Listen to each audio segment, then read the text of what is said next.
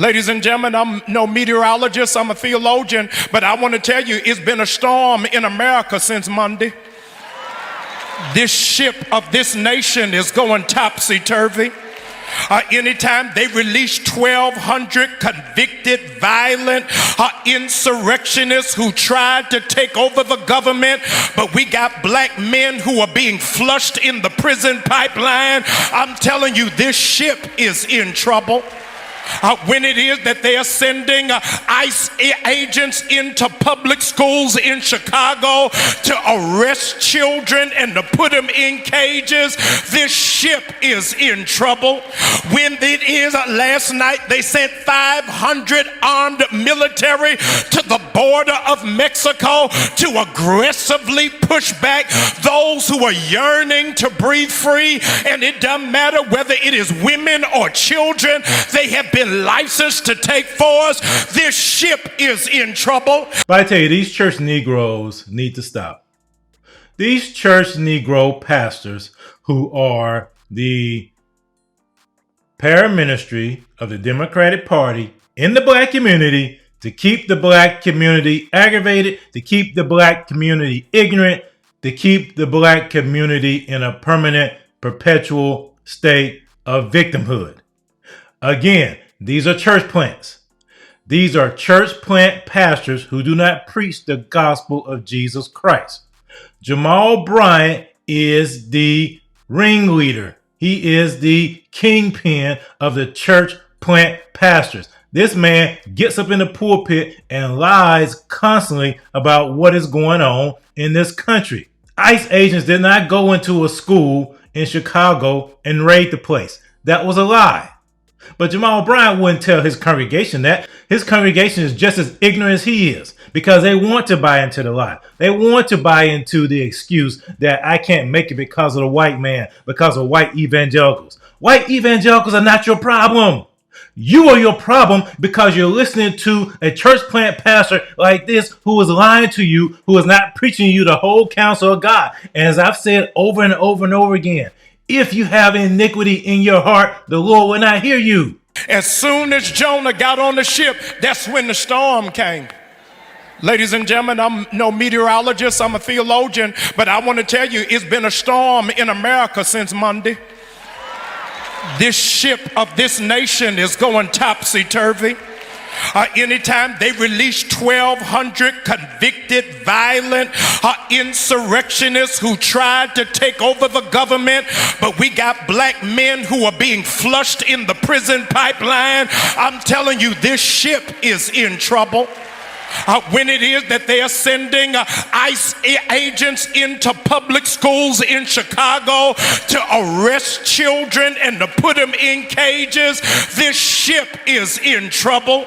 When it is last night they sent 500 armed military to the border of Mexico to aggressively push back those who are yearning to breathe free, and it doesn't matter whether it is women or children, they have been licensed to take force. This ship is in trouble. Why are church plant pastors so concerned about these people coming over here illegally?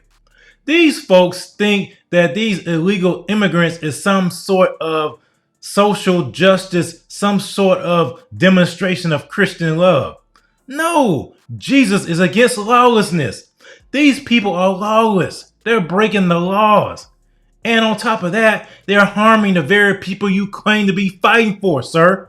They're taking away resources from black people, the people you claim to be helping. But you're not helping them because you are a church plant. You are a paraministry, a tool of the Democratic Party to keep the black community in a permanent state of victimhood. That's who you are.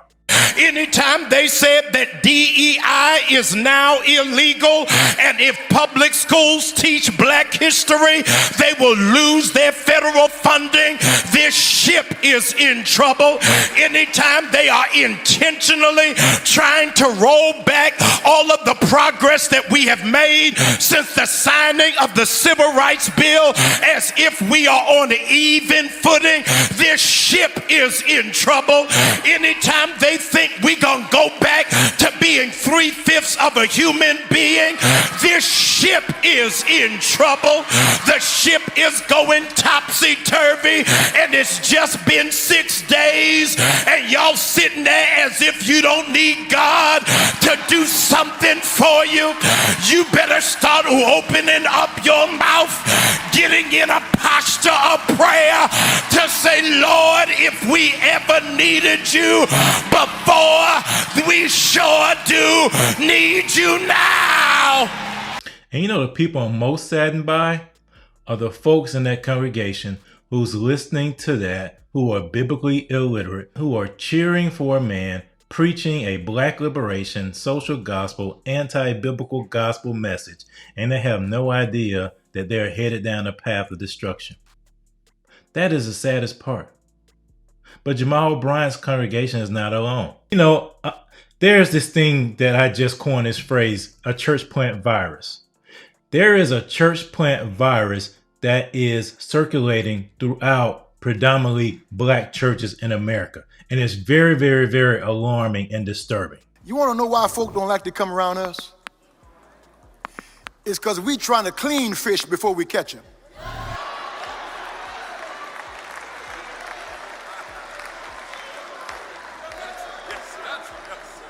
An alcoholic don't need you telling him he's an alcoholic. You don't think a drug addict know he's a drug addict? He's looking at your microwave as soon as he walks in your house. You don't think a liar know he's a liar?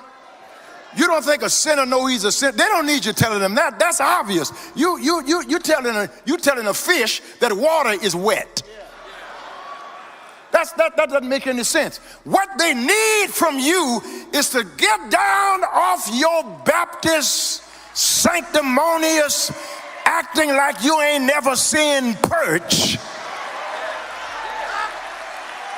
and tell the truth about the low-down person you used to be and still are from time to time. And if the Lord had not been patient with you, you would be under the 610 bridge right now.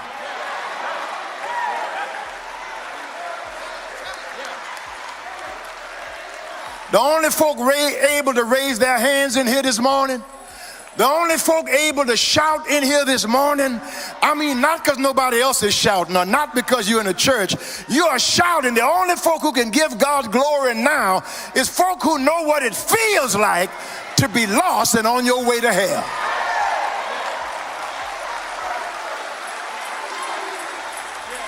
And since God saved you, you don't care what no Negro think about you. Since I met Jesus, my life has changed. Since I met him, I will never be the same.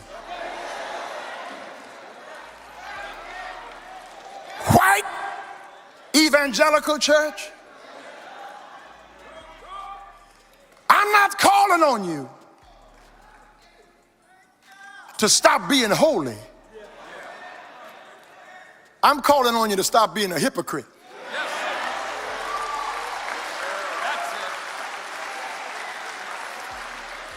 Because when Bill Clinton sinned in office, the white church called him the Antichrist. But Trump got 3 baby mamas, a convicted felon who can't even rent an apartment, who can't even fill out an application at McDonald's, but he's president of the United States. The first time he won, it was a fluke. The second time he ran, the country made a decision that we want somebody that evil, somebody that mean-spirited, somebody that duplicitous, because the election was not about Trump. The election was about the country.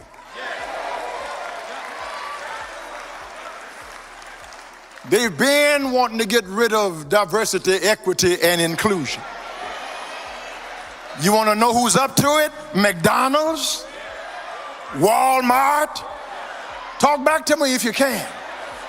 These companies that we spend all our dollars in, the only company I know who's not going along with that mess is Costco. I'm going there after I leave church this morning.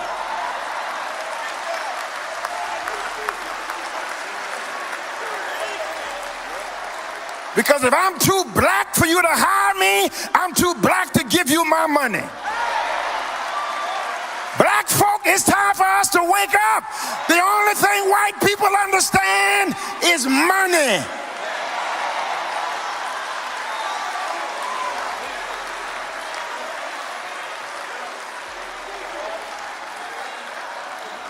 I'm trying to hurry up here.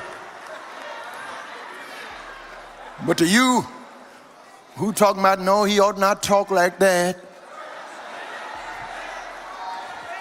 That kind of talk don't belong in the church. We all God's children. Go join there and try to run something and see if we all God's children. You come to the black church and want to run everything. You go to the white church and don't open your mouth. You come here for us to pay your bills when you're down and can't help yourself. As soon as you get on your feet, you go over there because you're going to another level. I wish you had gone on another level before we put your child through college. I wish you had gone on another level before we paid your rent. Black folk will give their fruits to their oppressor and their sword to their liberator. The people who come to help us, that's the people we tear down, and the people who don't give a damn about us, that's who we vote for. But if my people, I wish I had somebody to help me, which are called by my name, shall humble themselves and pray and seek my face and turn from their wicked way, then will I hear from heaven, forgive their sin, heal the land. Stop going to their places to buy hair. See if they won't pay attention to your demands. Do your own nails for about a year and see if they don't lower those prices. Somebody ought to help me talk here. Buy from black people who are in business. Now I know they're gonna holler at you, and I know they're gonna say they're gonna give you this, but then you get home and the stuff not on your plate. I know you won't find nowhere to park, and I know Shamika and them gonna be hitting themselves on the head while you're in there. But just try it and see if they won't obey what it is we're trying to get over to them.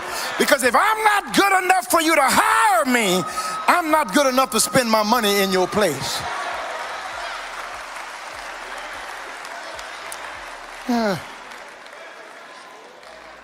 You got to go where the people are.